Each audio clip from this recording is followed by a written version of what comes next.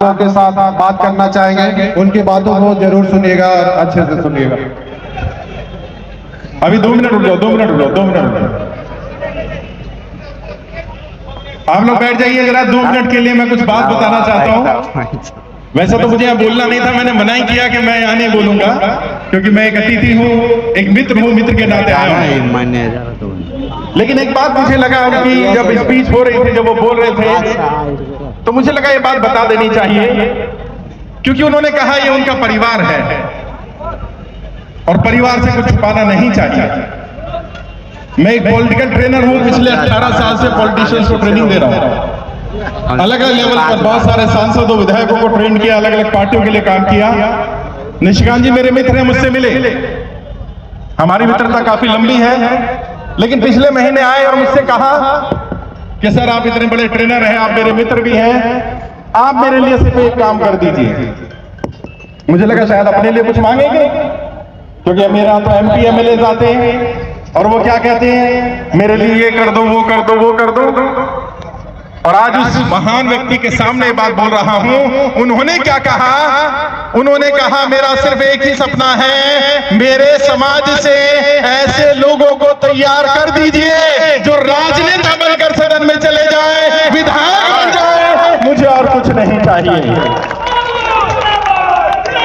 एक ऐसा व्यक्ति, और यकीन मानिए मैं भाग्य वाक्य तो ज्यादा मानता नहीं, लेकिन ये हम सबका भाग्य है, इस धरती का, यहाँ के लोगों का भाग्य है कि एक ऐसा महान सपूत पैदा हुआ। वो चाहता तो अपना व्यापार कर रहा था, अच्छा व्यापार था, बड़े स्तर पर पहुंच गया था, उससे बड़ा पहुंच सकता था। और आज की डेट में आप सब जानते हैं, अगर कोई व्यक्ति पैसा कमा लेता है तो उसकी भूख और बढ़ जाती है, उस पैसे से और पैसा कमाने में लग जाता है। लेकिन एक व्यक्ति ने तय किया, और मैंने पूछा, मैंने भाई आपका तो व्यापार चल रहा है, आप गुजरात में इतना बड़ा काम कर रहे हो, फिर वापस बिहार आने का क्या सोचा? तो उन्होंने कहा कि मैं कहीं भी चला जाऊं, लेकिन ये बिहार मुझसे छूटता नहीं। और जब मैं अपने लोगों को देखता हूं, अपने लोगों की समस्याओं को देखता हूं, मैंने देखा कि उन्हें कैसे राजनीति का शिकार बनाया गया, तो मैंने तय कर लिया कुछ भी हो जाए, चाहे अंजाम कुछ भी हो, मैं अपने समाज को अब राजनीति का शिकार नहीं बनने दूंगा। मैं राजनीति में हिस्सेदारी के लिए काम करूंगा। साथियों, एक जंगल में आग लगी थी, बहुत सारे जानवर जंगल छोड़कर भाग रहे थे। वहीं एक छोटी सी चिड़िया अपनी चोंच में पानी लेकर जंगल की आग को बुझाने का काम कर रही थी। मेरी बात समझना, मैं क्या कहना चाह रहा हूं, मैं क्या संदेश देने आया हूं। एक आम इंसान तय करता है कि मुझे कोई लड़ाई लड़नी है, उसका एग्जाम्पल दे रहा हूं। जंगल में आग लगी थी, सारे जानवर जंगल छोड़कर भाग रहे थे, एक छोटी सी नन्ही चिड़िया अपनी चोंच में पानी लेकर आग बुझाने का काम कर रही थी। वहीं एक कौवा बैठा था, उसने कहा जी चिड़िया, तू तो इतनी सी है, तू तो मूर्ख है, तेरी चोंच में इतना सा पानी आता है, तेरी चोंच के पानी से जंगल की आग बुझने वाली नहीं है।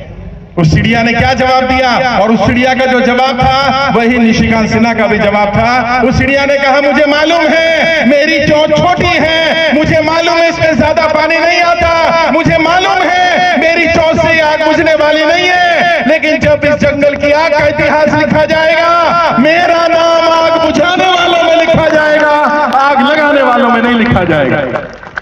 निशिकांत सिन्हा ने भी कहा समाज में जो बदलाव आएगा, जो परिवर्तन आएगा, कितना आएगा, क्या आएगा, मुझे फर्क नहीं पड़ता, लेकिन मेरा नाम समाज को आगे बढ़ाने में लिखा जाएगा, समाज को जोड़ने में लिखा जाएगा, समाज को तोड़ने में नहीं लिखा जाएगा।